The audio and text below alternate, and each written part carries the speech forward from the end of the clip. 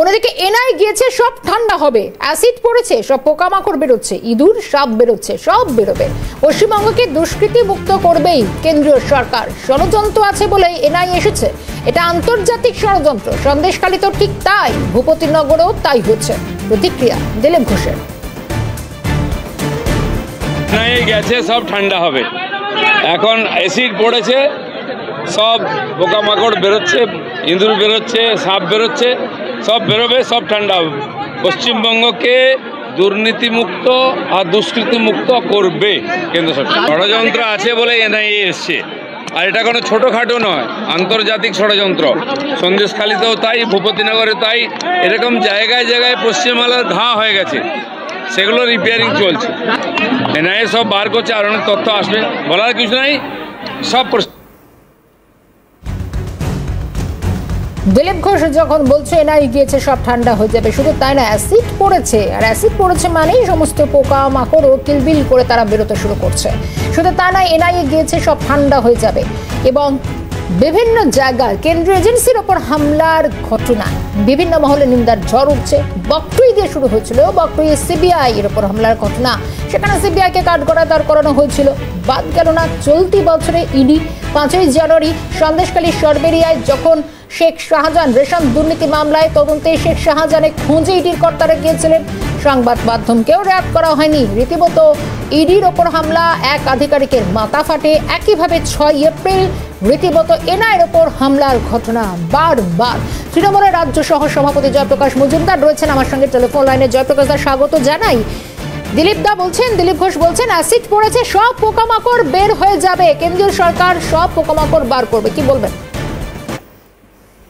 দিলীপ ঘোষ শুধু বলছেন না যে 2022-এর ঘটনা আজকে হঠাৎ কেন এনআইএ আর লোকজন দৌড়চ্ছে।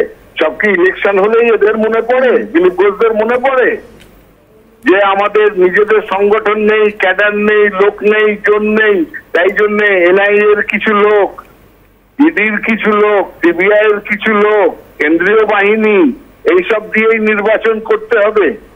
এটা তো লজ্জা হওয়া উচিত। একটা পলিটিক্যাল পার্টি, তারা চলছে সম্পূর্ণভাবে কেন্দ্রীয় সংস্থাগুলোর সাহায্যে। এরপরে মাইনে করে রেখে দেবে যাদের, তাদের দিয়ে পার্টি চালাবে। একটা পার্টি, তার না আছে ক্যাডার, না আছে লোকজন, না আছে সংগঠন, হাতে লাঠি নিয়ে ঘুরছেন, হ্যান কারেঙ্গা ত্যান কারেঙ্গা। দিলীপ ঘোষের মতন এদের লজ্জা হওয়া উচিত, যারা সরকারে থাকার সুবাদে ওই সরকারি সুবিধাটা নিয়ে চলেন, আর সরকারি এজেন্সিগুলোকে নিজেদের কাজে লাগান, পলিটিক্যাল পার্টির কাজে লাগান। এর থেকে লজ্জা করার কিছু হয় না। জয়প্রকাশ দা, ধন্যবাদ জানাই সময় দেওয়ার জন্য। তৃণমূলের রাজ্য সহ সভাপতি জয়প্রকাশ মজুমদারের রিয়াকশন আমরা পেলাম।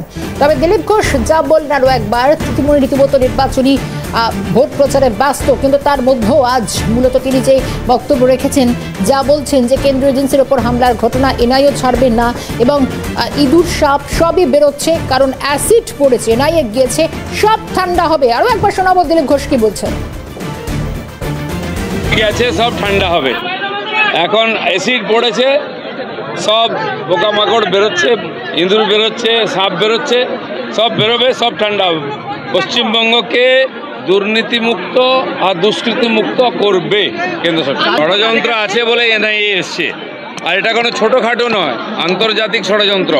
সন্দেশখালীতেও তাই, ভূপতিনগরে তাই, এরকম জায়গায় জায়গায় পশ্চিমবাংলার ঘা হয়ে গেছে, সেগুলো রিপেয়ারিং চলছে। এনআইএ সব বার করছে, আর অনেক তথ্য আসবে, বলার কিছু নাই, সব পরিষ্কার হবে। দিলীপ ঘোষের বক্তব্য শোনালাম। শুধু তাই নয়, ভূপতিনগরে এনআইএর ওপর হামলার ঘটনা বিভিন্ন মহলে নিন্দার ঝড় উঠছে। এনআইএর তরফ থেকে বলা হচ্ছে তারা ভূপতিনগর থানায় বা লোকাল থানায় তার ইনফর্ম করেই গিয়েছিলেন। ভোর 4:30 নাগাদ তারা রীতিমতো ভূপতিনগর থানায় গিয়েছিলেন। এরপর 6:15 এরপর তারা যে অভিযানে যান, কিন্তু বারবার তৃণমূল সুপ্রিমো মমতা বন্দ্যোপাধ্যায় তিনিও যেরকমটা জানিয়েছেন যে ঠিক যেভাবে অচেনা লোক দেখলে যা হয় সেদিন তাই হয়েছিল, এবং বারবার কড়া ভূমিকা দেখা গিয়েছে মমতা বন্দ্যোপাধ্যায়কে। কিন্তু আজ দিলীপ ঘোষ বলছেন ষড়যন্ত্র হলেই এনআইএ তদন্ত, অ্যাসিড পড়েছে এবং সাপ ইঁদুর সবই বেরোবে। কংগ্রেস নেতা অরুণাভ ঘোষ রয়েছেন আমার সঙ্গে, স্বাগত জানাই আপনাকে ক্যালকাটা নিউজে। দিলীপ ঘোষ বলছেন এবং এই রাজ্য থেকে দুর্নীতি তাড়িয়ে ছাড়বে কেন্দ্রের সরকার। শুধু তাই নয়, অ্যাসিড পড়েছে, সব পোকামাকড় বের হচ্ছে একটা একটা করে। ভারতবর্ষে নেই, তাই তো? এটা শুধু পশ্চিমবঙ্গে আছে। হ্যাঁ, আর এটা একদম পলিটিক্যাল পার্টি, মানে এনআইএ কে ব্যবহার করছে পলিটিক্যাল পার্টি।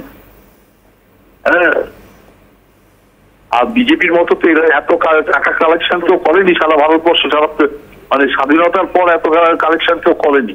পুরো চোর, মানে চুরি চোর বলতে ওই সেন্সে নেতা নয়, এই যে পদ্ধতিটাই চোর। আর কি বলবে, যা আবার হবে এখন সেন্ট্রালে আছে, এখানকার লোক যারা আছে তাদের বিপদে ফেলার চেষ্টা করবে এনআইএ। ঠিক আছে, ধন্যবাদ অরুণাবদা।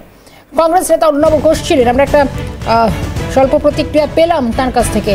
তবে দিলীপ ঘোষের এই বক্তব্য শুনলাম, কড়া মন্তব্য, আরো একবার নিজের কর্ম দিলীপ ঘোষ।